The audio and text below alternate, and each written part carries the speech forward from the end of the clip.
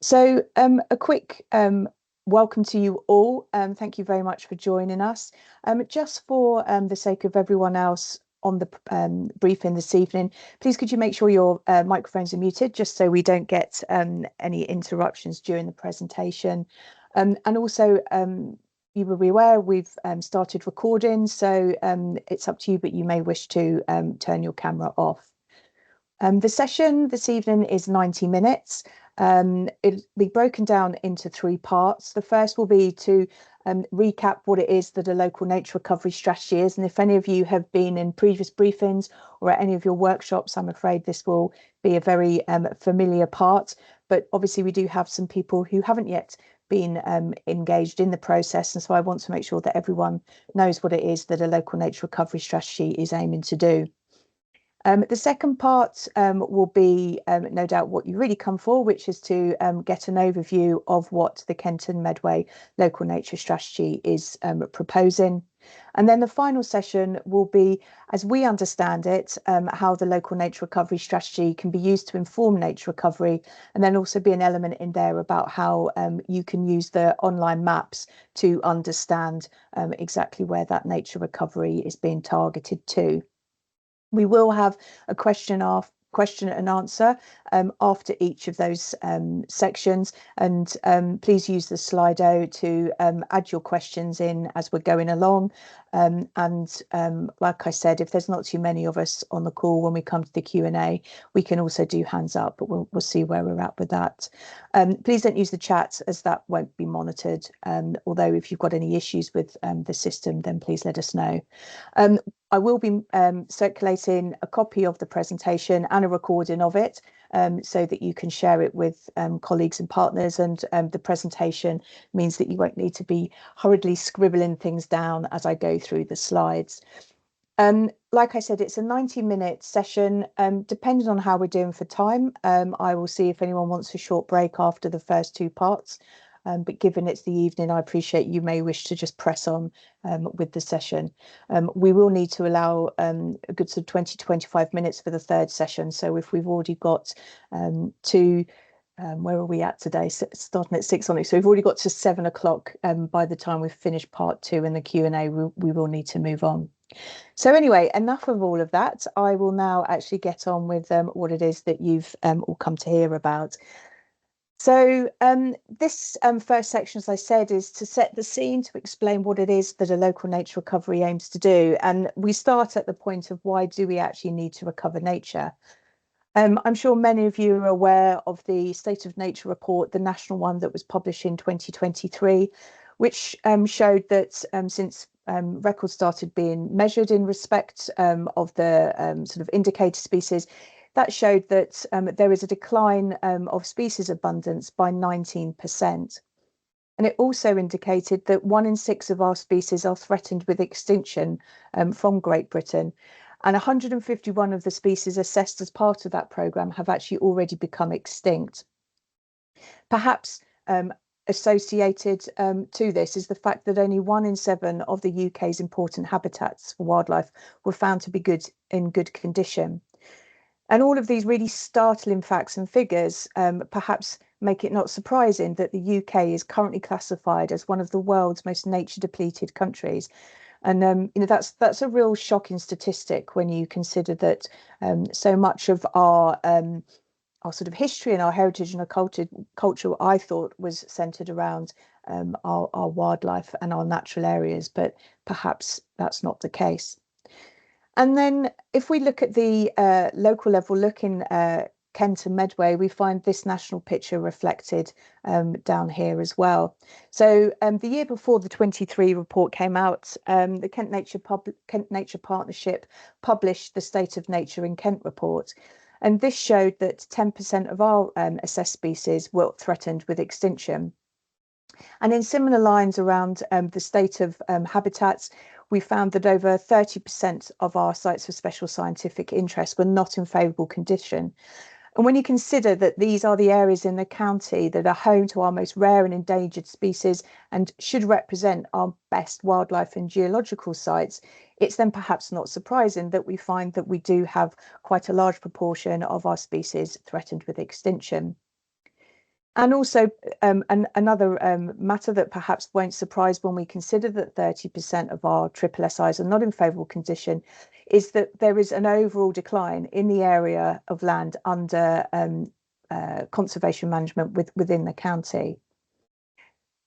And also, I'm sure none of you will be surprised by the statistic that the majority of our rivers and lakes and also coastal waters are not meeting good ecological status. And we have all of these pressures, we have all of these impacts on our environment. But the fact that we have a growing population that we need to attend to means that concerns such as habitat fragmentation and loss and these increasing levels of pollution are really unlikely to change without significant intervention.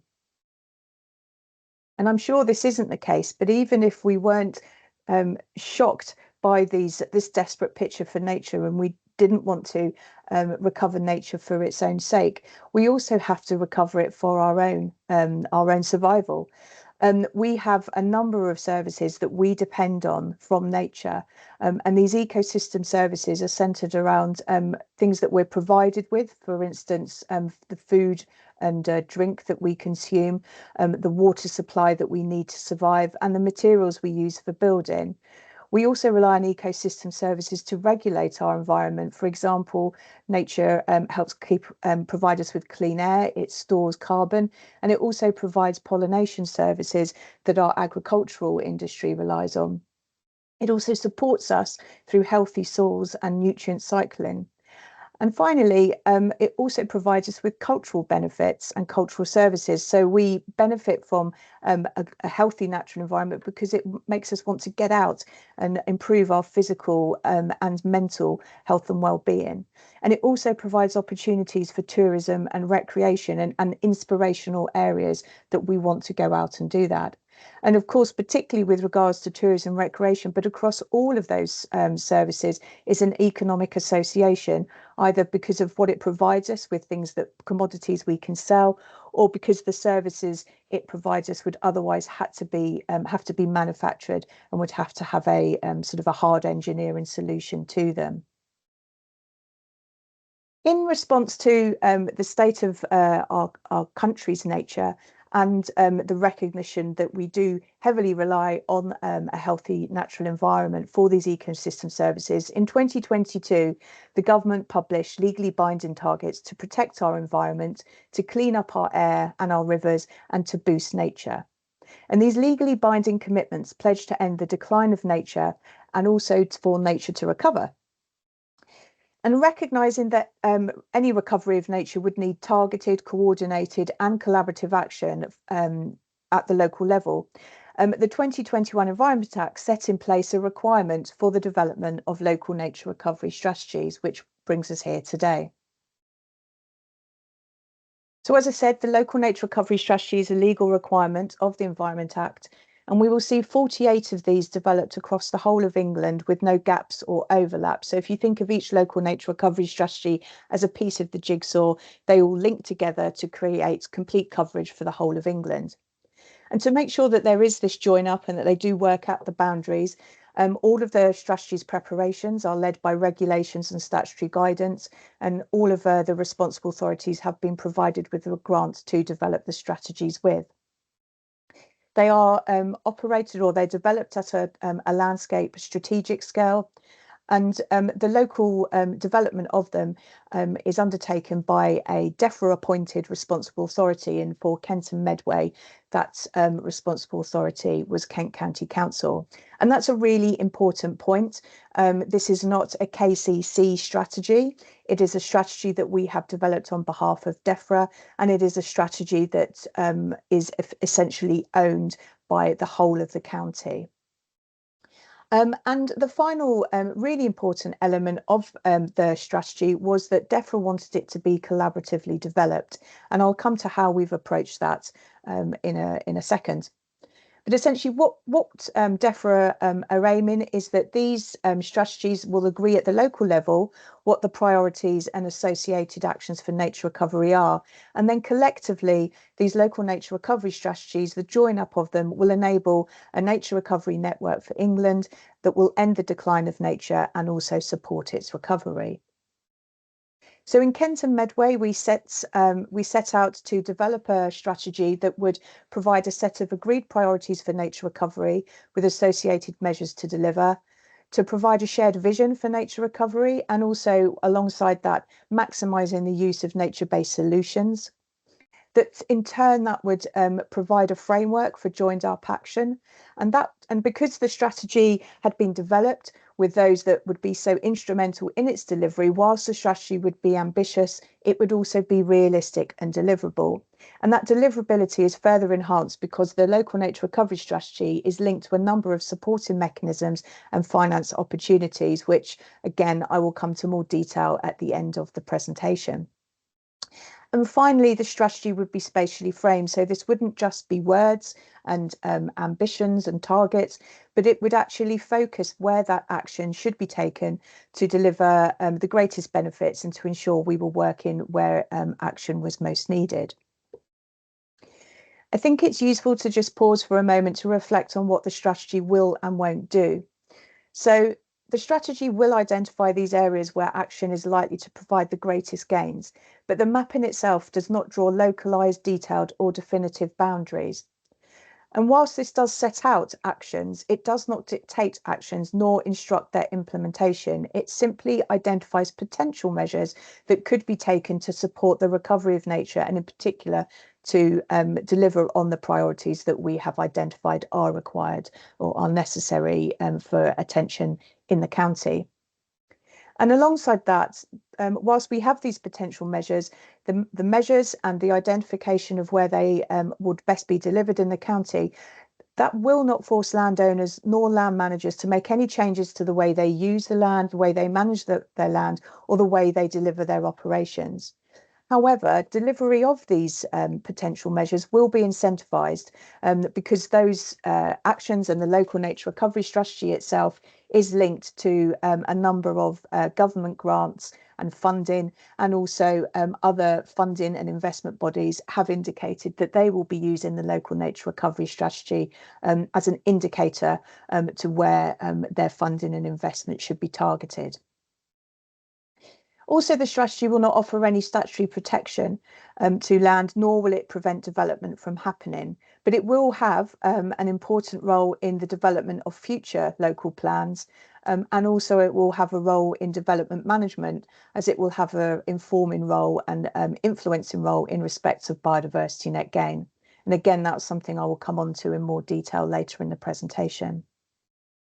Also, just to note, this is not the end. So if we do publish, as we intend in the summer of this year, that's actually when the real work happens. So, our work in terms of developing the strategy will be concluded, but the real work in terms of actually turning those words into action really does need to take place then. And also, the strategy will not just be an indefinite strategy. The regulations require us to review, revise and republish it on a regular cycle, which must happen every 3 to 10 years. And what the local nature recovery strategy intends to do over time is that it will, through its spatial element, it will direct action investment to our areas of greatest need and benefit, and it will direct losses and impacts away from those which have been identified as our most valuable assets. In developing the strategy, we employed a number of principles to ensure that the strategy was really robust and was fit for purpose and offered the best for the county and its wildlife. So first of all, we ensured that any work we did took full consideration of our landscape character, the functions that exist within our catchments and the ecosystem services and links across the county. So making sure that whatever we develop and whatever mapping that we produced would retain the sort of ecological functionality and the integrity of that in what was being proposed. We aimed to focus our action and our attentions to address the most significant impacts that result from pressures and challenges that face nature. And some of these might be sort of actually, rather than being able to address the actual specific pressure or challenge, because that's something that is outside the scope of the strategy, we then went down to the next level and looked at, well, if we can't actually stop this thing from happening, how do we mitigate or minimise the impacts from it? And where we were targeting our efforts, we wanted to look to our most significant and important habitats, both locally and nationally. So on the national front, this might be us paying attention to habitats that we hold a particular significant resource of, whether that's nationally or even globally. And locally looking at habitats that perhaps we have a limited extent of in the county, and we wanted to make sure that those were safeguarded and the best opportunities were provided to them. And we didn't just concentrate on habitats that were threatened in their extent in the county, but we also looked at habitats that were particularly degraded in terms of quality or might face particular risks as a result of a changing climate. And also, when we were considering habitats, we wanted to make sure that the needs of threatened species that relied on those habitats were fully considered. We also looked, when we were addressing what priorities we might want to deliver within the county, we also looked to support both local and national priorities. So looking at the national side of things, that's looking at those targets from the Environment Act, the outcomes framework for landscape, all of those sorts of things we looked at to see that we could support them at the local level. But also importantly, we looked to what we already had at the local level, what priorities were already in place. And examples of that included looking at shoreline management plans, looking at our council's local plans, and all those sorts of things, really looking at how we could make sure that we were building on the targets and the ambitions we had already set in place. And in particular, this was not only just about looking at how we might support our nature ambitions at the local level, but also considering things like green and blue infrastructure and other wider environmental targets that we might have in the county, such as net zero or managing flood risk.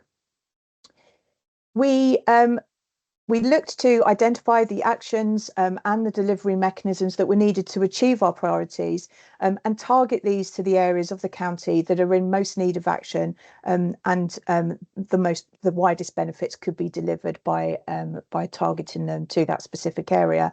And you'll hear me say that a lot through the course of this presentation, because that really was the main function or the main purpose of the strategy's development, was not only to set out what it is that we need to do, but then identify specifically where in the county we need to be focusing our efforts.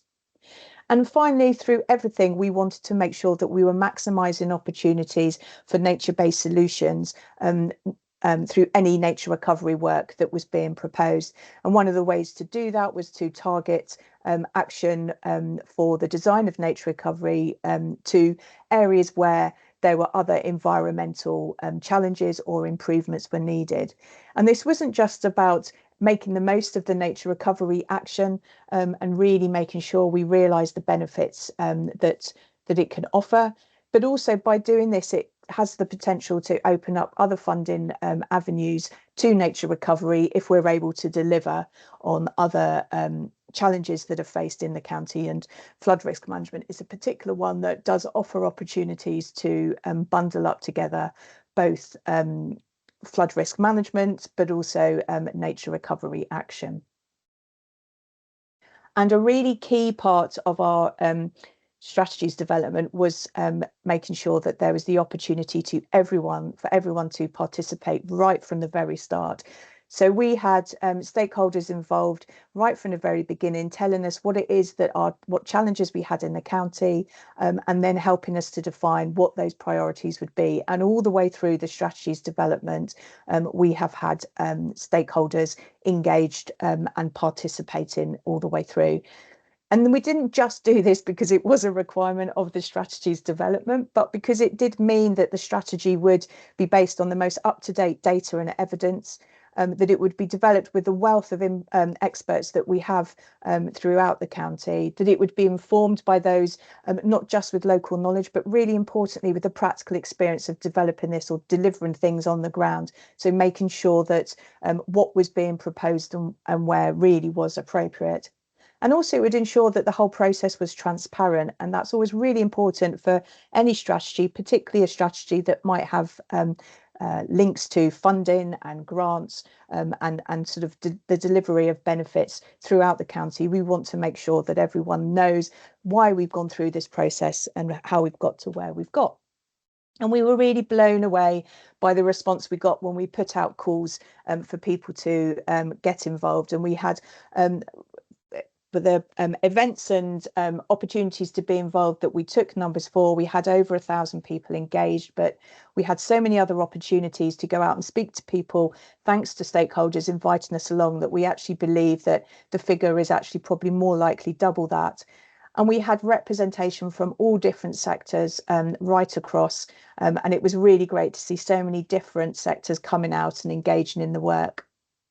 And through the workshops that we had, we had 678 individuals attending across the 20 different workshops that we had throughout the whole process. And through that, we had just short of 300 different organisations, body, businesses and affiliations inputting. So we really do feel that the strategy we're presenting through the public consultation really has had a lot of engagement and input from a wide spectrum of stakeholders and sectors.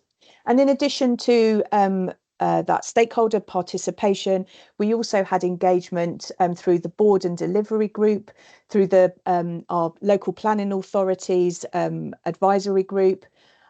We had dedicated advisors from the relevant government agencies, and also all of our work was steered in one way or another through technical advisory groups who advise us on things like on mapping what our priority species should be, land management and land use, the tricky and complex habitat interactions that relate with freshwater and also for coastal, and also advising us on communication. And we're very, very grateful to all the contributions that partners and stakeholders have made.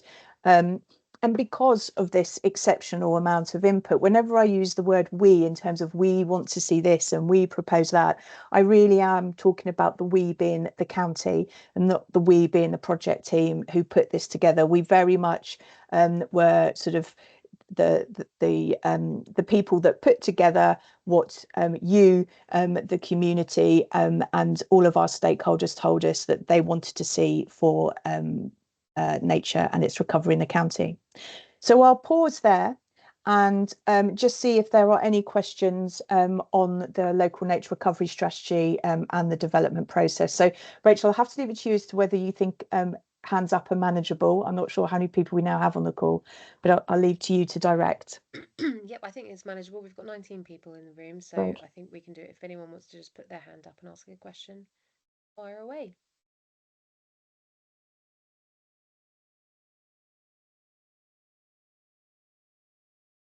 Anything there?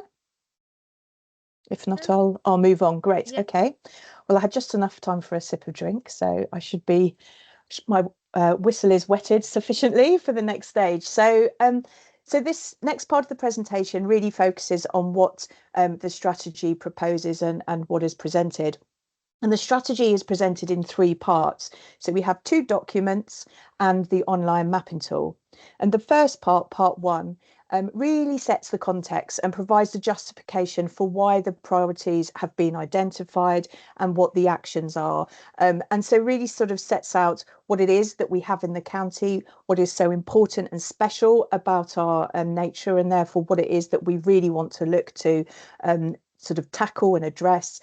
It looks to the pressures and challenges and the impacts of this on nature, and also sets that local and national strategic context, sort of setting out what it is that we're trying to work alongside, and then looks at what opportunities there are for nature recovery, and in particular looks at what's already been undertaken in the county.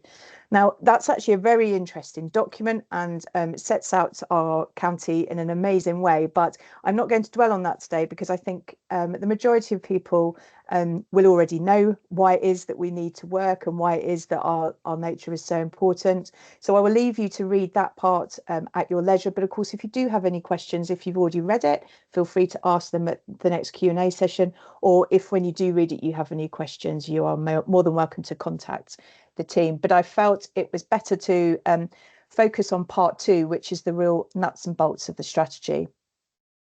So in part 2 of the strategy, you will find the required elements, so that the regulations require us to present a number of different things within the local nature recovery strategy.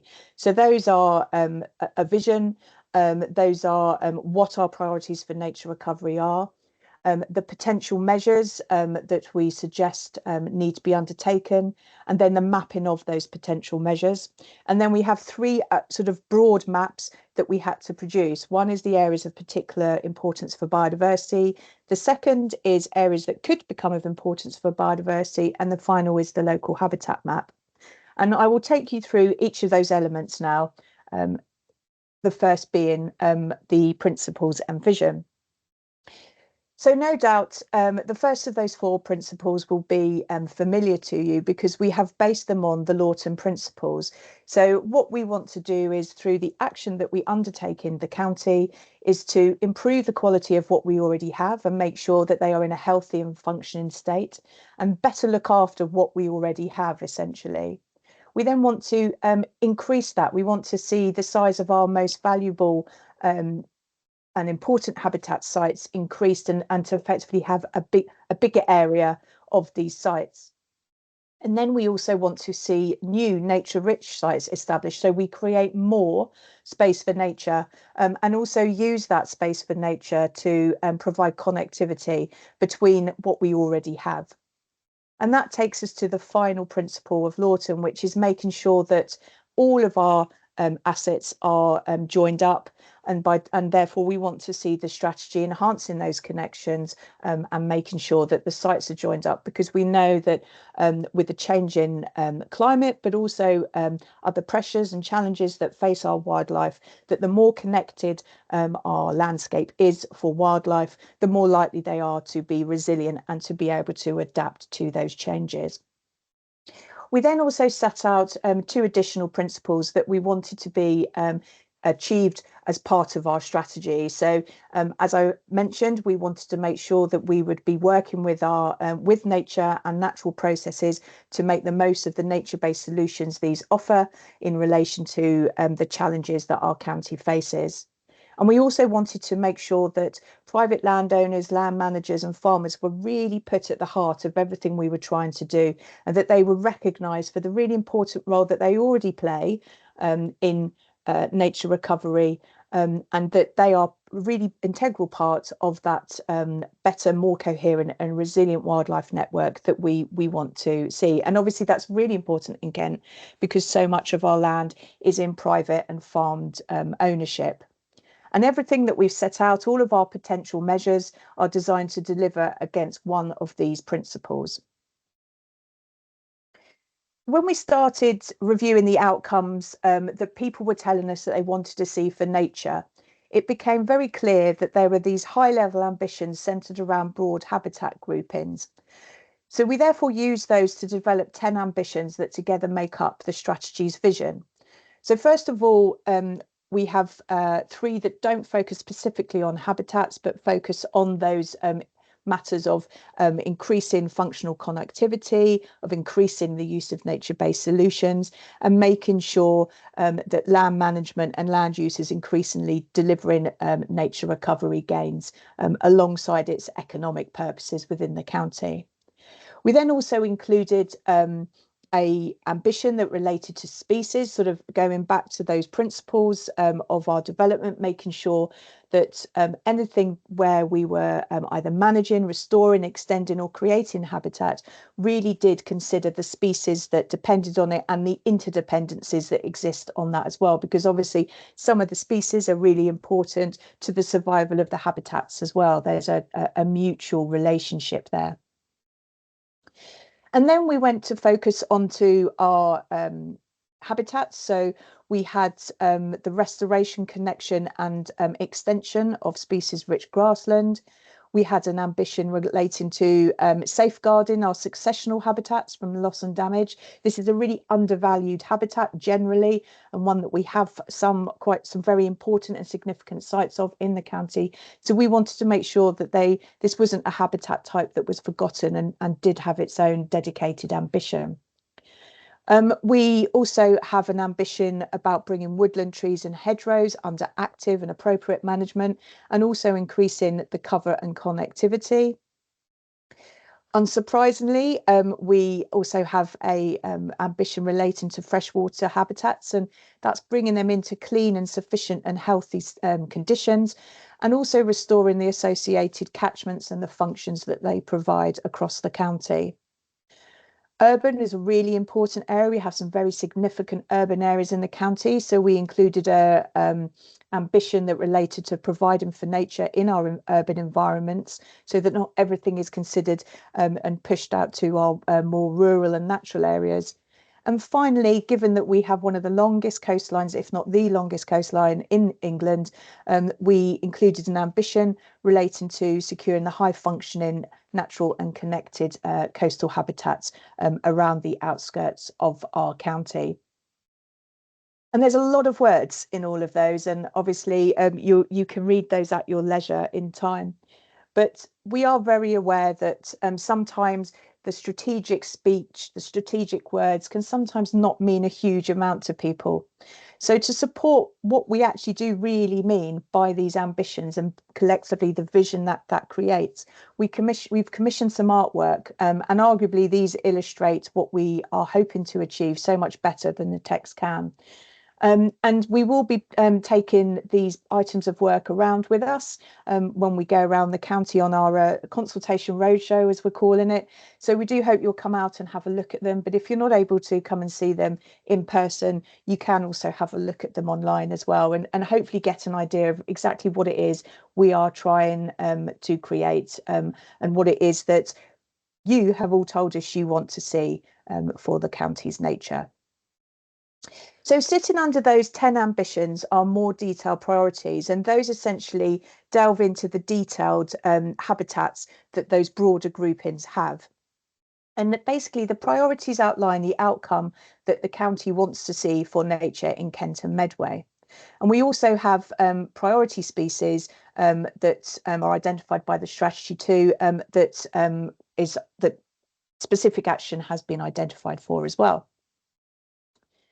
So the priorities were developed with stakeholders through a series of workshops, focusing on the outcomes that tackled the county's most notable pressures and challenges, and supported delivery of our local and national ambition against our most significant, important and at-risk habitats. There are 52 priorities in the strategy, so I'm obviously not going to go through each and every one of those this evening. But here are just some examples of the priorities that have been identified under connectivity, nature-based solutions, land management, species-rich grassland and successional habitats. And under the ambitions of woodland trees and hedgerows, freshwater, urban and coastal. And as I said, as well as those 52 priorities, we've also identified a number of priority species. So this was a piece of work that was guided by Natural England advised process. And the first stage of it was to use their criteria to identify what rare, threatened, or significant species we had in the county. So this identified that we had just over 1,500 species that were considered to meet this criteria. And from this, we selected a priority list of 141. Now, that probably seems, when we say that it only represents 9% of the county's rare and threatened species, that probably doesn't seem like a huge amount.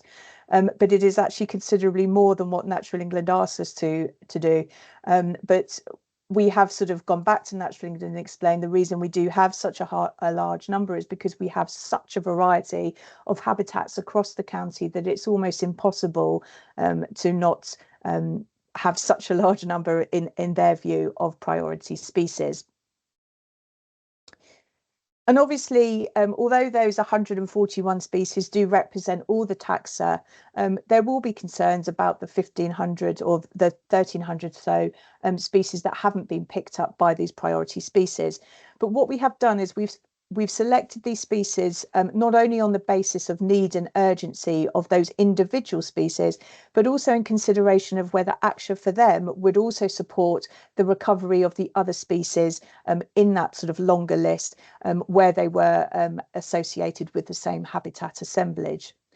And for each of those priority species, potential measures to support their recovery have been identified and have been sort of designed with that particular wider benefit idea in mind. I should say that the protected species work was completely written, if you like. We wrote it, but it was completely decided by a technical advisory group made up of over 30 of the county's wonderful wonderful species specialists, and also under the guidance and the work of the Kent and Medway Biological Record Centre. So this was an area of work that really did have some of the country's, never mind the county's, most leading experts on species. So we were very fortunate for that, and as a result, are very confident that whilst this 141 might only represent 9% of our vulnerable species, it has been done to the best of our abilities and is very robust. But also we do include a wider priority in the strategy that requires any design of works to meet a strategy potential measure, that that long list, those all 1,500 species should be considered and should be provided for as best as possible. So under each of those 52 priorities, there are a number of potential measures, and these are essentially the proposed action that will deliver against that priority. And then when we come to it, we also have to target that action to where it will deliver the greatest gains and benefits. So as you can imagine, with 52 priorities, there are hundreds of potential measures. So I'm certainly not going to take you through all of those, but I thought it would just help for you to see how we have presented the potential measures within the strategy. So when you look at it, you can be familiar with what we're presenting and what it is highlighting. So within the strategy, every priority has its potential measures listed. And not only does it list those, it also denotes which of the strategy principles they relate to. So in this case, we have potential measures that deliver against better, against more, and against connected. And in some instances, we also include supporting measures that may be needed, but obviously this one doesn't have that included in it. But so I've just quickly slipped this slot in. So where you see those cogs, that will identify measures that are considered necessary to support the delivery of that priority. And those are measures that sit outside the scope of the local nature recovery strategy in terms of delivery, because our actions, our potential measures should only really focus on action on habitats and action on species. But when we took this out to our stakeholders, it was really clear that there were some sort of underlying supportive mechanisms, supportive measures that were really important, and that without them, the success of the other measures and certainly the achievement of the priority would not be likely to succeed. And so we considered it really important to include them for information and to set out what we as a county might need to pick up and need to coordinate together to ensure the achievement of that priority. And these are just some examples here from across various different priorities. So we have a measure to increase the number of local tree nurseries, a number of measures that relate to raising awareness and increasing understanding. And in this case, it's about the importance of scrub habitats. And then also, if we're looking to make sure we're managing the supply and retaining the supply and levels of water that we need across our freshwater habitats, then what we need to do is also reduce the demand for the water that is taken out of these. So again, like I say, all of these sit outside the influence and scope of the LNRS, but I'm sure you can see now why they're really important and related to the strategy. The same applies to the additional information which this example potential measures and priorities illustrates. So again, these are not within the scope of the local nature recovery strategy to deliver, but again, are really important to highlight, particularly important when it comes to addressing data and evidence needs that might be needed before the next strategy review and revision, because these are things that we know will help us better target and better understand how we might deliver against the priority. And finally, on the tables, you'll find all of the priority species that are associated with that particular habitat. And in the measures table, any measures that you see with a reference number, so in the case here, GL 2.1, GL 2.2 and GL 2.3, these are potential measures that have been mapped, and you can view those online by selecting the map with the relevant measure number. And the mapped measures essentially target where those potential measures will deliver the best gains, are most needed, and will also deliver wider benefits and potentially nature-based solutions. And more detail is provided on how we have mapped those potential measures in the strategy and the appendices. But in brief, the way we went about it was, first of all, to look at what data and evidence we had, and whether that could enable us to map that measure, and not only map that measure, but whether there was sufficient information to enable that action to be targeted to where it was most needed, or where the action would be most beneficial. So making sure that we weren't just mapping the measure, but that we were providing the sort of targeted mapping that would be required to map those areas that could become of importance for biodiversity. And some of those maps couldn't be created because we didn't have the necessary ability to refine it down, or also because there wasn't the available data or knowledge, or what was needed to be undertaken was too costly or time consuming within the sort of the confines of the strategy development timetable. And so you can see why it's really important as well in those cases that we have identified those data needs, so that next time round we hopefully will be able to map those potential measures. But this initial approach of only mapping those measures that could be sufficiently refined to devise the areas that could become of particular importance for biodiversity, essentially our opportunity areas, meant that some areas of the county appeared from the mapping to have no potential or importance for nature recovery, which obviously was not the case, and instead just represented areas where measures largely related to improving management or putting in place management, and therefore there was little on which to prioritise one area over another. Or it was possible, or it was also the case that the data just wasn't simply sufficient to enable the required refinement. But understandably, stakeholders viewed this as problematic and told us that they felt it really misrepresented the actual value of these areas to nature recovery. So in response, we decided to take the approach to map every potential measure that we could. So even if this could only be mapped to the extent of basing it on the opportunity of the existence of the habitat type or the potential for that habitat type. So in some cases, this did produce maps that had very broad and county-wide coverage, but at least then it was showing where all of these opportunities for that potential measure were available. We took our potential measures mapping out to our stakeholders, and we reviewed and refined it. And this was a really important part of the process because the mapping approach had been desk-based. So this enabled us to ground truth it, to make sure that our assumptions and our data that we'd use was sort of putting out the right outputs in terms of opportunity, but also allowed us to consider deliverability and also get stakeholder input to where we did have those really broad coverage areas, how we could focus or target that down to a more defined area.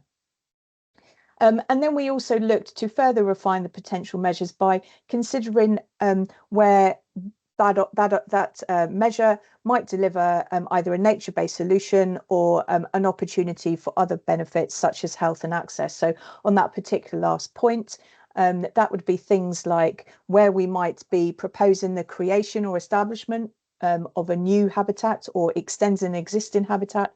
If that habitat type wasn't particularly vulnerable to the pressures or impacts of recreational disturbance, then we might suggest that it would be best delivered or best aimed at areas where there were particularly low areas of access to green space or natural space, or where there were particular health issues that could be addressed by provision of greater areas to go out and enjoy nature. And all of that mapping is available online, and I will also cover that in more detail later. So within the strategy, the strategy document itself, only grouped measures per priority are presented. That's really because the detailed potentials mapping really doesn't tell you a huge amount at the sort of strategic county level. So for instance, here we have our grassland measures for coastal and floodplain grazing marsh. All of the potential measures that relate to that one particular priority are mapped together here, showing you the extent of opportunities for that priority across the county. But where you really get the useful detail is on the online mapping tool, where you can view each individual measure at the local level. So in this case here, we're still looking at the priority of coastal and floodplain grazing marsh, but particularly focusing here on the potential measure, which looks to target that restoration and extension and creation to where it will offer the greatest gains for associated flora and fauna. And the online presentation does effectively allow you to much more sort of in-depthly scrutinise that map measure at a more localised level, which I'll demonstrate when we get to the final part of the presentation. So then we come to the three sort of broad maps that we were required to produce for the strategy. And the first one of these is the areas of particular importance for biodiversity. And these essentially are our existing mapped conservation sites, local nature reserves, local wildlife sites, and irreplaceable habitat. And our understanding is the basis for this map is these are areas that are considered to already have some level or some degree of protection, either through the designation that is afforded to them, or the protection, if you like, that is provided through the planning system. So, and also there's an assumption there that there should also be some level of management, and therefore they should be in favourable condition. Now, I appreciate that that is not always the case in a number of these instances, but this is the definition whereby that DEFRA provided through the regulations. In terms of irreplaceable habitats, the irreplaceable habitats are defined for the purposes of this map as the irreplaceable habitats under biodiversity net gain. So for Kent, the relevant habitats for this would be ancient woodland, ancient trees, coastal sand dunes, spartina swards, and lowland fens. The second map that we were required to produce was the areas that could become of particular importance for biodiversity. And this essentially is our opportunity and our target areas for action. So the way in which we approached mapping this was we used our potential measures as the foundation. Now, as I said, because we went and we mapped every opportunity for every potential measure, we did have a map that pretty much covered the whole of the county. So any measures that were insufficiently refined were excluded, and largely this related to measures which were not focused on restoration, creation or connection. And we don't feel that this offers or this results in a particular issue or problem for any action that's being delivered in the county, because the majority of the funding that will relate to the areas that could become of importance for biodiversity will be focused on restoration, creation and connection rather than management. So we hope that this approach won't disadvantage anyone in particular. And then this was refined further by considering what wider environmental challenges could be addressed. So again, going back to that principle of how do we make them maximise the potential of nature-based solutions, and also again, once again, looking at those wider benefits and really focusing on where these areas, where these priorities would deliver the greatest benefits where appropriate to health and for access. And then finally, our final sort of refinement of this map was based on connectivity. So the connectivity modelling that that sort of defined our areas that could become of particular importance for biodiversity placed priority on areas of low species flow, on bottlenecks to connectivity, and also looked to buffer or link our existing areas of particular importance. And the rationale for this approach and this final refinement was that if we think of our principles, the four Lawton principles of better, bigger, more, and joined up, and think of them as a hierarchy, our aim is that through better, bigger, and more, we get to that point of joined up. So by focusing our attention, our actions in areas where we need that connectivity, where that connectivity is lacking, then we will be delivering that connected landscape that we know nature really needs in order to respond to the many challenges that it faces, both from the climate but human induced pressures as well. And this is a map just to demonstrate why we had to be, if you like, ruthless, and why we had to really focus and target and drill down for the areas that could become of importance for biodiversity. So as I said, we couldn't use potential measures that weren't sufficiently refined, and this shows why. This is a map of every single potential measure. And as you can see, pretty much every part of the county is covered in one regard or another. And this isn't surprising, you know, this shows us what we already know, that everywhere has the potential to be an important area for nature. But the local nature recovery strategy requires us to be more focused and to be more targeted. And that is why we had to apply the approach we did. And where we come to is a map that looks like this. So this is our areas that could become of particular importance for biodiversity. And it covers just short of 40% of the county. And that seems to sort of tally up with a lot of the other local nature recovery strategies that have got to this point themselves. And then the final map that's presented in the strategy is the local habitat map. So this basically is the areas that of particular importance for biodiversity and the areas that could become of importance for biodiversity combined together. And these identify our areas of strategic significance. And I'll come to what we mean by strategic significance in the final part of the presentation. And that is our areas of strategic significance. So as you can see, there are there's quite broad coverage across the county. And I will outline how we use the strategy and how we use those maps to inform nature recovery in the final session. But now I'll pause there and see if there are any questions in relation to what has been proposed in terms of our ambitions, our priorities, our measures, and those high-level maps.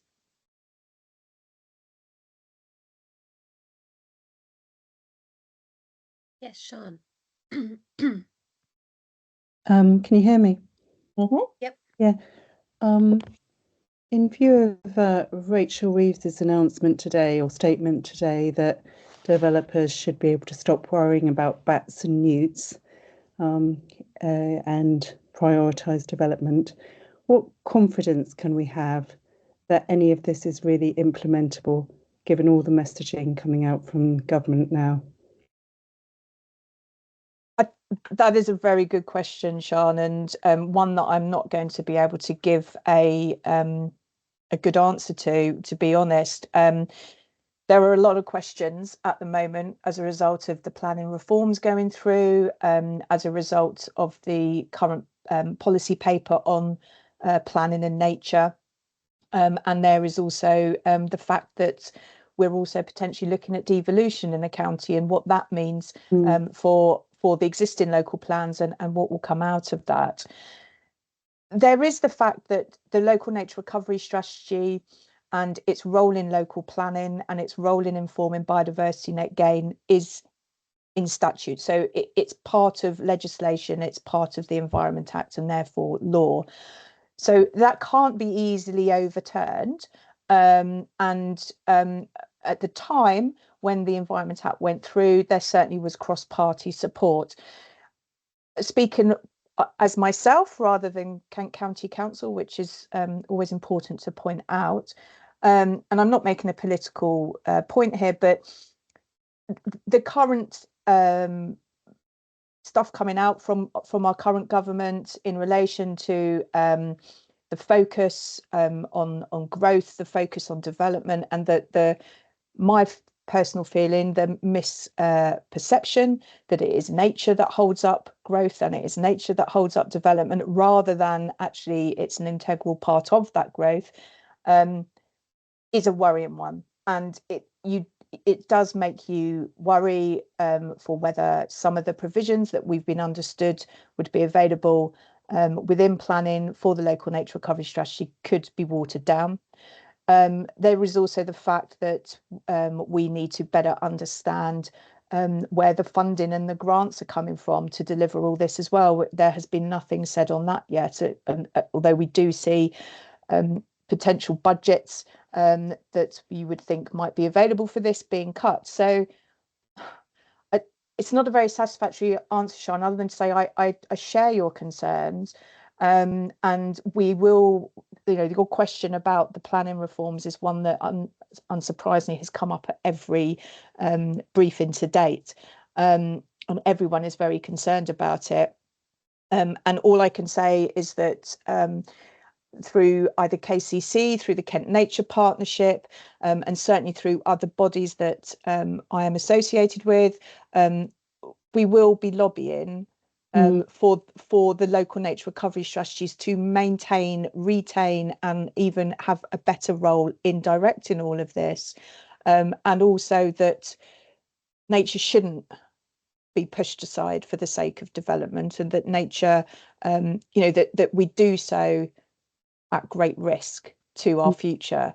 But yeah, I'm afraid I can't make any promises, because that's the thing as well, is this is a strategy that KCC have prepared on behalf of DEFRA, and how it actually works and how it actually is delivered is very much down to DEFRA and essentially the current government. So yeah, sorry, it's a really frustrating time for many of us, I know, within this sector.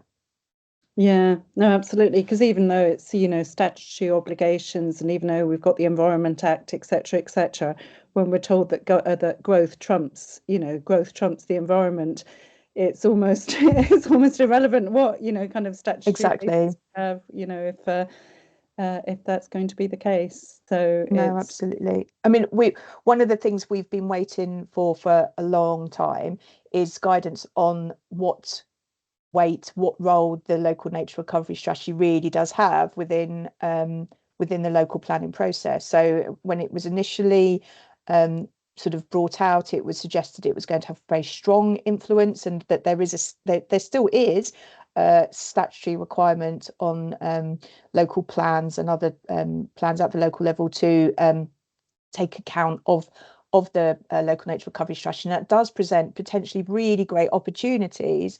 But we are waiting on that guidance. And of course, like I say, that we don't currently know what's going to happen from the local planning process anyway in respect of devolution. So yeah, I'm sorry, I wish I could give you a better and more optimistic answer. I mean, I did a presentation before Christmas about to CPRE, and I was speaking very much as myself on that. So I presented on the strategy and then gave some personal reflections. And at the time I said I was actually very optimistic, because for no other reason that actually we have to be, because we have to believe this is going to work, because if it doesn't, it's not just nature that's in trouble, we all are. I'm not sure I could be quite so sort of cautiously optimistic now. I feel that the past 4 weeks have really, made me quite concerned for nature.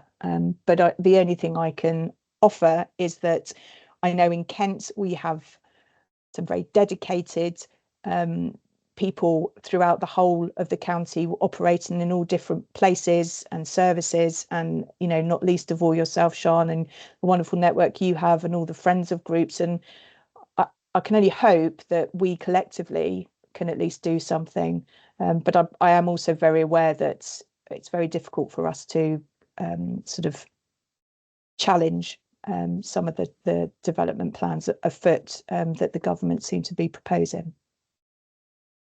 Yeah, thank you anyway. I'm trying to think how to be more positive as an answer. Don't worry, we have to be realistic. I think we need a very strong lobby, a very coordinated lobby nationwide is what we need, I think. I think that's exactly it. And yeah, I mean, the one thing I will say is if we could, engender that passion and across the nation. I mean, if you remember years back when there was the supposed or the proposed sell-off of woodlands, and the national outcry that there was to that, that resulted in that being being stopped and overturned. We do know that the public does have a voice when it wants to, and it can bring about change. So perhaps we just need to try and pull that together too. Yeah, I think so. Anyway, thank you. Thanks, Sian. Any other questions? Mike has got his hand up. Mike, do you want to go ahead? Yes. Well, firstly, just wanted to make a quick point that it's well worth looking at the government's, it's called Development and Nature Recovery. It's the working paper that came out in December, because I think statements both by Angela Rayner and Rachel Reeves today, I think are misleading when you look at this government's own working paper in terms of what they actually propose to do. And so the Rachel Reeves comment, developers don't need to worry about bats and newts. So that is in the context that the government has already sorted out that problem before the developers get involved, because there's going to be basically the developers pay into a nature recovery fund for the whole UK, and then the government follows all the standards that are here at the moment. Nothing's changing, and then the developers come onto a site where all the nature stuff, the sort of strategic nature stuff, has been sorted. So I would recommend looking at that paper, because that will give you a better idea of what the government is actually proposing, rather than the sort of the sound bites that certain ministers who don't really understand it have said. In terms of, that's not a political point. I have no political, standpoint, but there's just that gives you the full information in that working paper. And I say the working paper reads a lot better than the statements that certain ministers have said. I'll just ask a quick question. So my specific interest is in swifts and building dependent birds, and I just wondered if you could tell us what the LNRS can do for those species which are using buildings rather than areas of habitat. Yeah, so the urban section of the local nature recovery strategy is really set on making that space for nature in the urban environment, and has actually got specific references to swifts and the provision of habitats and boxes and nesting opportunities and the like within urban environments. And also swifts are identified as one of the priority species, so they have got targeted action in terms of what's needed for them. And if you feel that the action that has been identified is not sufficient, then please let us know, because that's the whole point of the consultation, is to make sure that what's been suggested by our experts in respect of swifts does meet what is being seen as really being needed at the local level. But they have been very much considered within the strategy. Great, thank you. So that's nice. That's a nice positive one. And thank you for your point, that you're quite right about the nature in planning policy paper. And you're right, it is sometimes easy to just get sidetracked by the sound bites. I think the problem is quite often I guess we quite often speak from personal experience of that the natural environment is often considered an add-on, is sort of there as the last thing to be thought of. And I do think that, the biodiversity net gain, and we'll come to that in a minute, that's not, as far as I'm aware, that's not going anywhere, and that still puts actually development, if it's done right, has the opportunity to put development actually at the heart of nature recovery and really actually making a positive effect on it. So, and the LNRS has a role in doing that. So thank you for that reminder, because you're right, it's not all doom and gloom. And I also want to know why it is always the poor newts that get thrown up in all of these things. And particularly, actually, you're right in terms of the sound bites and they're not necessarily knowing what's going on, because as I understand it, developers don't particularly consider newts an issue anymore since the introduction of district level licensing. And that means that most newt problems have already been dealt with before they get onto site. So, yeah, you're right. It's a bit sort of them trying to make these sort of great sound bites that don't necessarily relate to the reality. Great, thanks. Thank you. Anything else, Rachel? Probably should be moving on, because we need a bit of time for the last session. Yeah, one more from Carol's got her hand up, so we'll make that the last one. Thank you.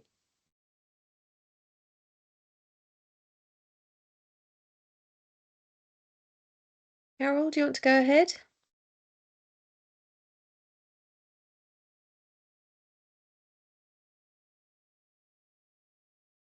Have we lost Carol? I don't think we can hear you, unfortunately, Carol. If you want to type your question into the chat, we can address it. If Liz moves on now, we can always come back to it. Yeah, I'll make sure we'll come back at the end to Carol first. Okay. Lovely. Okay, so the final part is looking at how the LNRS, interestingly, how the LNRS will deliver on nature recovery. So hopefully, Sian and others, this might give you a bit of hope in terms of seeing how it might actually work in practice. Not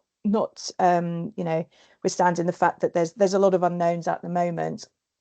I should say that as again, just a reminder that this strategy is effectively a DEFRA strategy, and the ways in which it will work are all to be defined in more detail by DEFRA. So what I'm presenting here is very much as we understand it, based on the information that we have to date. And also just a quick note on the mapping tool. So the mapping tool that's online has been created for the purposes of the consultation.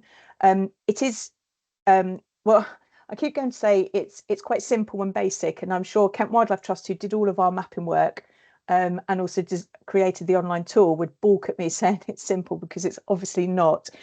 But we have kept it quite simple in terms of functionality, because going back to what I was just saying about, we don't quite yet know all the mechanisms by which the LNRS is going to influence X, Y, and Z in terms of funding and plans and stuff. And when we do produce the online tool for the published version, we want to make sure that it is meeting everything that's needed, and it's, it fully supports everyone using the tool. So at the moment it's very standard, and consequently we're not actually inviting any comments back on the tool itself as part of the consultation. But what we will be doing between now and the summer, when we hope to publish, is that we will be talking to the likely users of such a tool to try and understand what the sorts of functions you would like to see included on the tool are, and to make it as user-friendly as possible. So when you first launch the mapping tool, you will get the pop-up that you see, and you just need to read through the details and click OK. And just as a quick note, there is a lot of data that sits behind all of these maps, and you might find as a result that it takes a while for some of the maps to load, and that is completely dependent on what internet speed you're on, and also what computer specifications you have. But it could take up to 2 minutes, but please be patient. If it goes over 2 minutes, we would suggest refreshing the page. And if you do have any ongoing issues, please get in contact with us. But to date, everyone does seem to be finding it working okay. But because of the potential for it to go quite slow, I'm not going to be doing a live demonstration. I'm afraid I'm using screenshots today. So once you've clicked OK, you'll get the basic map interface, and the maps themselves can be selected from the layers menu in the right-hand side of the screen. And once you've clicked on that, you'll find you have a number of options in terms of what you want to see. And there are some other functions that I just want to draw your attention to. So first of all, you have an option to select your preferred baseline map. So you can either have street map, grayscale, or a satellite image. And the default for that is the street map, which is what is up currently on the screen. And then you can also, if you wish, have the district boundaries and the district labels on there, and also the rivers network. And the default for that is for them all to be on. So if you don't want any or all of them, you just tick off the ones that you're not interested in viewing. All of the details of the mapped potential measures can be found by clicking on the mapping table button on the left of the screen, and you also have up the top there your zoom function. So the plus and minus buttons allows you to zoom in and out of the map, and you can also use your wheel on your mouse as well.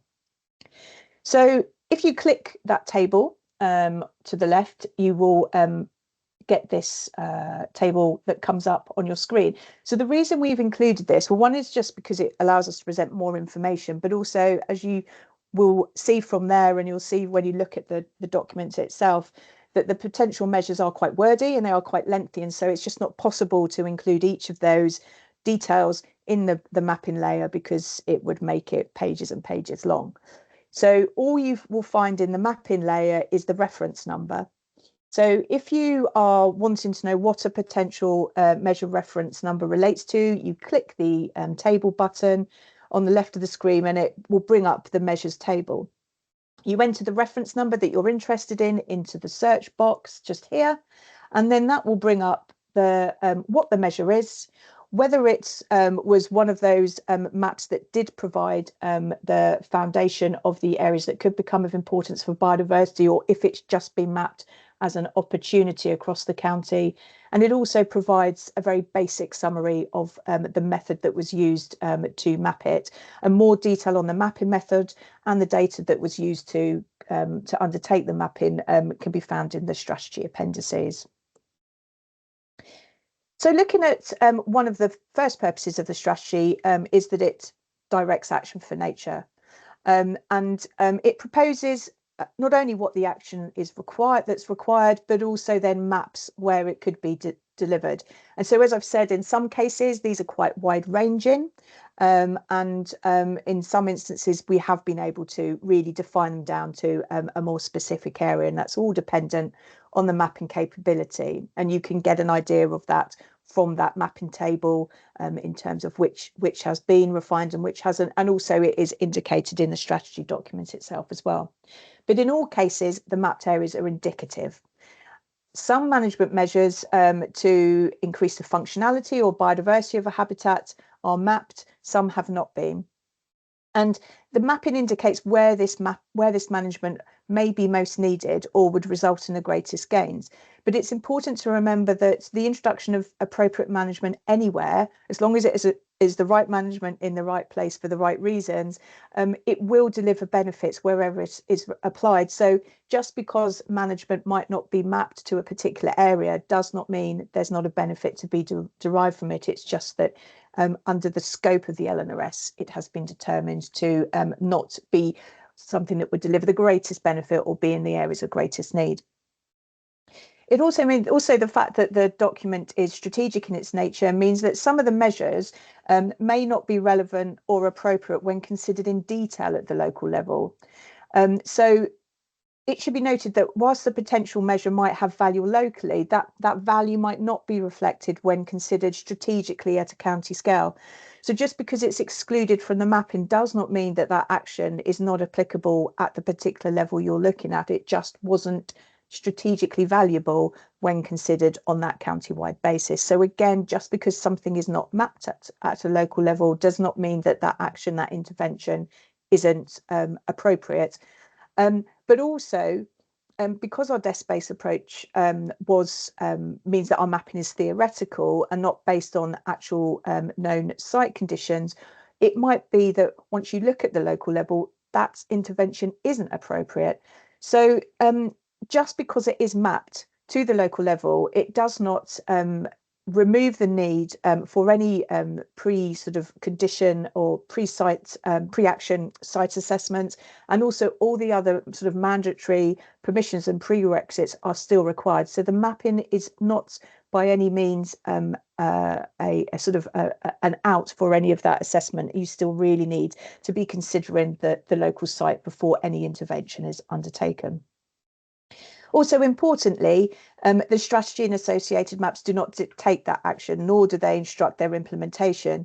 So for those who own land where an action has been identified, it's merely a guide for how landowners and managers could use or manage the land or approach their operations in a way that would enable supporting the recovery of nature. But just because it's identified on that land does not mean it has to happen, or it will happen, or it's instructed to happen. So if you want to use the mapping tool to identify where a potential measure has been mapped for, you can do that online.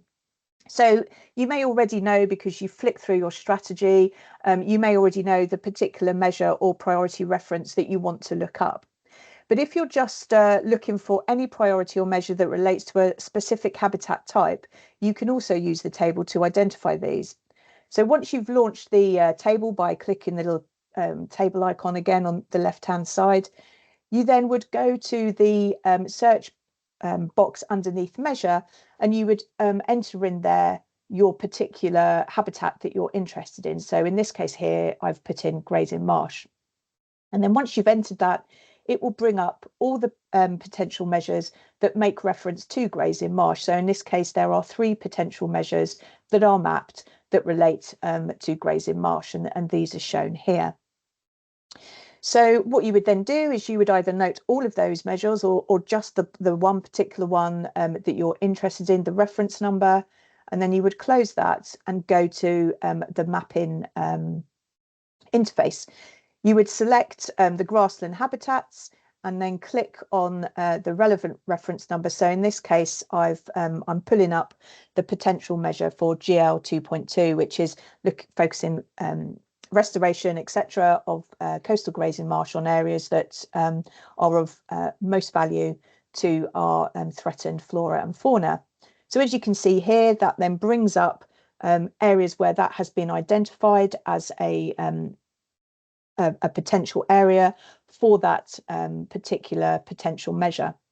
And that's indicated by all the blue colour that you see on the map there. Now, you can select more than one measure at a time, but currently the map does not provide the opportunity to distinguish between it. So if you want to really understand the individual potential measure, you're better off selecting them one by one. And then, so as I said, that shows the different areas where that potential measure or opportunity for that potential measure has been identified to exist. And by using the plus and minus button at the top there, you can zoom in and out and really go down into detail to see it at the local level. The second purpose of the strategy is to denote areas of strategic significance. So these are the areas where the map identifies the areas that are of existing importance for biodiversity and areas that could become of importance for biodiversity. So for potential measures that fall within areas that could become of particular importance for biodiversity, this indicates areas of significance in the county for new action. So if land falls in an area of strategic significance and the action that you wish to undertake aligns with the potential measure that has been identified for that particular area, this may then be classed as strategically significant for any grant funding or investment schemes using this as an indicator. So this is one area that we are sort of doing a best guess of how this might work, because the way in which the LNRS will inform government funding is not yet known, but we do know that it's intended to have an important role in the likes of the Environmental Land Management Scheme and other grants that might come as a result of Forestry Commission for tree planting, etc. And we've also, as we understand it, things like Heritage Lottery and also green investors will also be looking to the local nature recovery strategy for where their money, their funding and investment should be targeted. So this is as we can best work out is how it would work, that you would essentially want to be delivering the right action as identified by the local nature recovery strategy in the right area as identified by the local nature recovery strategy as an area that could become of importance for biodiversity. The one area where we've got a bit more understanding of how the strategic significance will work is where it relates to biodiversity net gain. So biodiversity net gain is a mandatory requirement that aims to make sure that development has a measurably positive impact on biodiversity. And that gain is calculated through the use of a standard metric, and that metric identifies the biodiversity value of the land loss and the biodiversity of the proposed gain. So the metric itself includes a strategic significance multiplier, and that strategic significance multiplier relates to the local habitat map, which I presented at the end of the second session. And it also relates to the potential measures that fall within it. Now, biodiversity net gain really does, I believe, if done properly, does offer an opportunity to be, really make some difference to nature recovery. But it will only be meaningful if it is directed to where it's most needed and directed what's most needed as well. So rather than it just being a tick box exercise that allows you to get planning permission, this role of strategic significance really enhances the opportunity to do that.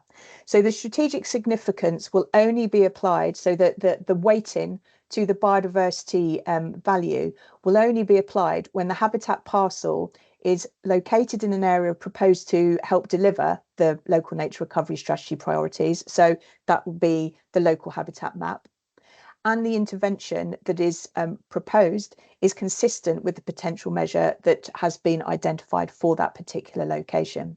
So you can see that there really is a real opportunity here for our local habitat map to really influence and deliver some genuine gains for nature recovery as a result of biodiversity net gain delivered by development.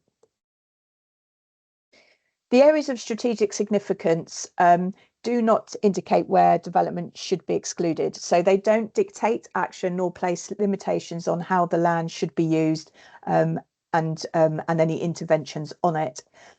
And in the absence of this guidance, as I mentioned, on the role of local nature recovery strategies in local plan making and planning decisions, it's not expected that existing local plans and policies will be revised in order to reference the strategy and the mapped areas. However, our understanding is that planning authorities will need to have regard to it and take account of it in the application of their local plans. And in time, because we do have this statutory requirement for local plans to take account of the local nature recovery strategy, the local habitat map and its areas of strategic significance will be a really important source of spatial information that will inform local plans as they're revised and as they're updated to make sure that nature really is considered and its opportunities for its recovery are considered and are embedded into local plans. So just quickly to give you an overview of how you would use the maps to identify these areas of strategic significance. So currently we're not creating one map for strategic significance for the local habitat map. Where you create that yourself effectively by selecting the two layers that make up the local habitat map, which is the areas that could become of importance for biodiversity and the areas that are of particular importance for biodiversity. So you select both of those on the map, and then you can see across the whole of Kent, any area that is green or yellow is an area of strategic significance. And this basically reflects the same as that pink layer that I showed earlier on. So if you want to view whether a potential measure you are hoping to deliver is in an area of strategic significance, so perhaps you own some land and you're thinking, right, I think I could deliver this potential measure, but am I going to get the uplift that being in a strategic significance allows? So whether that's about uplift that allows you to access funding, or whether that's uplift that means if you're looking to deliver biodiversity net gain credits, whether that uplift means that your biodiversity net gain unit is worth more. this is how you would have a look at it. So first of all, you would select the measure that you want to view. So going back to my faithful floodplain grazing marsh, you select the measure, and then you would just simply click both the areas that could become of importance for biodiversity and areas that are of importance for biodiversity. And it then creates this beautiful picture of multicolours, which all mean something. So first of all, any area that is shaded in a dark green or a dark orange, as indicated by the arrows here, indicates that that potential measure does fall within an area of strategic significance. So in the case here, anything that's dark green is a potential measure that falls within the area of particular importance for biodiversity, and anything that's orange is where the potential measure falls into an area that could become of importance for biodiversity. But essentially, if all you're interested in is the strategic significance, if it's orange or dark green, that potential measure that you're interested in falls in an area of strategic significance. If the area remains blue, as is shown here and around the map, then that is where that potential measure has been mapped, and there is obviously and most definitely value in delivering it there, but it has not been defined to fall within an area of strategic significance, and therefore won't be eligible for any uplift or weighting that comes from association with strategic significance. You'll also notice that on the map there are some green and yellow areas, and those green and yellow areas effectively just showing where the area of strategic significance exists, but where the potential measure you're looking at has not been identified in that area. So effectively you can sort of ignore those areas. But the places you're really interested in are the dark green and the orange. And of course, I'm not sure there might be instances where you want to understand if it's your potential measure and your land falls just within an area of particular importance, or an area that could become of importance, and that might be particularly relevant depending on if you're looking for funding, and once we know the requirements of funding and granting them and the like, you might want to just understand if it falls into either the APIB or ACIB, and you can of course do that just by selecting one of the layers. And again, for the existing areas, if it comes up dark green, you're in, and if it comes up orange on the opportunity areas, then again you're in an area of strategic significance. So now I'll just finish up by outlining some of the other ways in which the local nature recovery strategy will influence nature recovery. So once the strategy is published, and we hope that will be in the summer this year, all of the strategy areas planning authorities will be required to take account of the strategy in the preparation of new or revised local plans, minerals and waste plans, and neighbourhood plans. But in the absence of any guidance, as I've said, it's not anticipated that the strategy will be applied retrospectively, or it will supersede any land use decisions already taken and already in place in part of published local plans. And we expect that also to apply to any local plan that is already well in advance of its revision, because obviously we have many different plans in the county, and they're all at different stages of either publication or revision. So anything that is published or anything that is really well advanced in terms of its revision is not expected to have to retrospectively apply. It'll only apply to new plans going forward. But this is a really important role for the strategy, and hopefully we'll make sure that the opportunities for nature recovery are considered alongside all the other land uses that need to be considered as part of the local planning process. And as I've said, the strategy itself is not designed as a tool to prevent development, and the areas that could become of particular importance for biodiversity do not preclude development from happening, but it does have a very useful and very important role in informing both the local plans, but also the delivery of biodiversity net gain. So it will have a role in guiding development, and hopefully guiding development to maximise positive outcomes for nature. when you come to look at the maps, you'll see that in some locations, more than one potential measure has been identified. And that's not to confuse you, but it really is to make sure that no opportunity for nature recovery is missed, because obviously what we've done is identify different opportunities, but what we don't know is what, without a local site assessment, which is the most appropriate approach or action to be taken. But also, not only does this mean we don't miss the opportunity, but where a piece of land is a large, where someone is looking at a broad area, it means that by having all the different opportunities and different habitats that could be created there, that a broad range of habitats are considered as part of a landscape scale approach, and that hopefully what that will result in is the creation of the mosaic of habitats that we know that nature recovery needs and that nature needs to really thrive. We will be undertaking further work between now and the publication date to provide a better steer on how you might select your priorities or your prioritised action one over the other when we come to publish the strategy. But we envisage that these will essentially be based on applying the strategy principles as a hierarchy. So if there is a potential measure there for better, then that will be your first port of call. First, making sure that appropriate management is in place before you go ahead and then build on what is there. So the next stage would be to build on what we already have. And then where there's not that opportunity to extend, that you would then look to create more.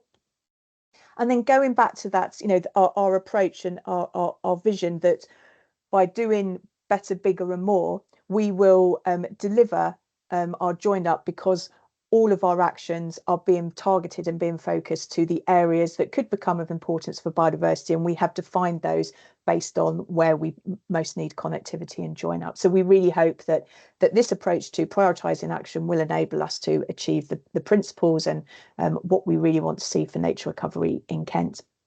And we're also going to look at how we can assist people to consider prioritising measures which might give the opportunity to deliver against some of our identified priority species. I think it's important to note that this is a strategy for nature recovery, directing action. It's not a strategy to provide any formal or otherwise protection, which can only be provided through statutory designations or local planning policy. But it does have the opportunity to inform some of those things that might come out. So a local authority could choose to use a strategy to help identify land that might be set aside for the purposes of nature recovery, but there isn't a requirement on them to do so. But certainly the maps will enable them to do that should they wish to. And also the government has this 30 by 30 target, which aims to see 30% of our land in either protection or conservation management by the year 2030. And our understanding is that the local nature recovery strategy in particular are areas that could become of importance for biodiversity.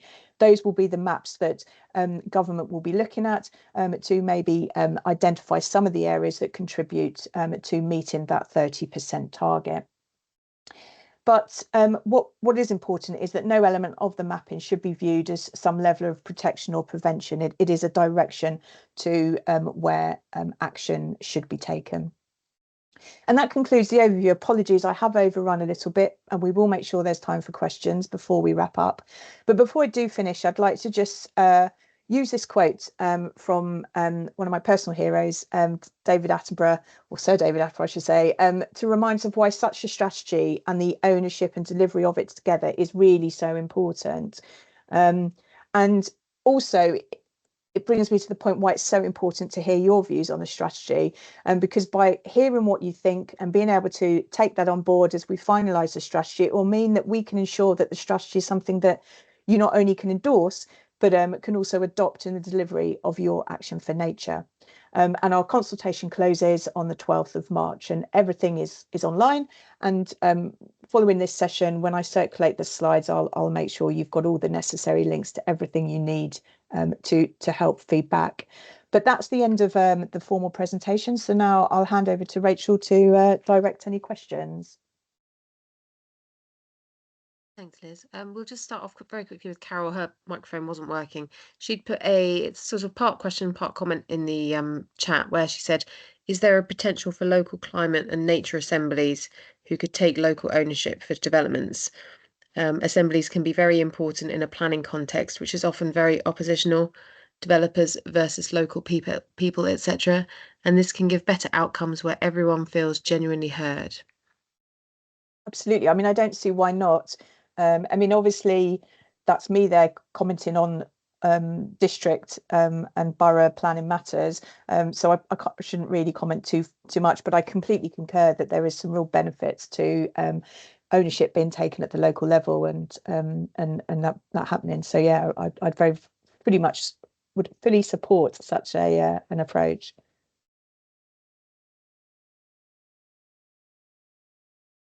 Any final questions from anybody? Feel free to put your hand up.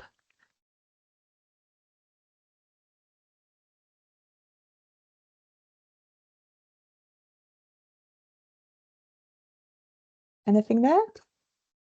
No, I can see somebody typing in the chat, but nothing's come through yet. And there's nothing on Slido, I assume? No. Okay, lovely. Well, then I will draw the session to a close, and thank you very much for your attendance this evening. We do have online a frequently asked questions section that we are updating following every one of these sessions, because as we get asked questions, we can no doubt there will be questions that others will be thinking of.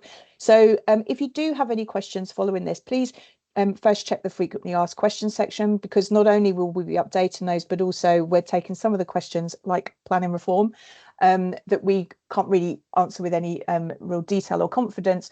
We're taking those back to Natural England and we'll be posting up any responses we get back from them or DEFRA in due course. So please do keep an eye on that and make that your first port of call. But if you do have a question that's not answered there, please do drop the team an email and we will get back to you as soon as we can. And we very much look forward to hearing from you by the middle of March. And also please note that we do have some drop-in sessions, a number of drop-in sessions all around the county, which we would love to see you at. So if you'd rather just come along and have a chat to us, or if you've got questions that you'd prefer to talk about in person, all of those sessions are all noted on the website as well. And again, when I circulate the email to you after this, that will provide links to the detail on that. So notwithstanding all that, thank you so much again for joining us tonight, and I wish you a happy evening, and I'll see you all soon. Thank you.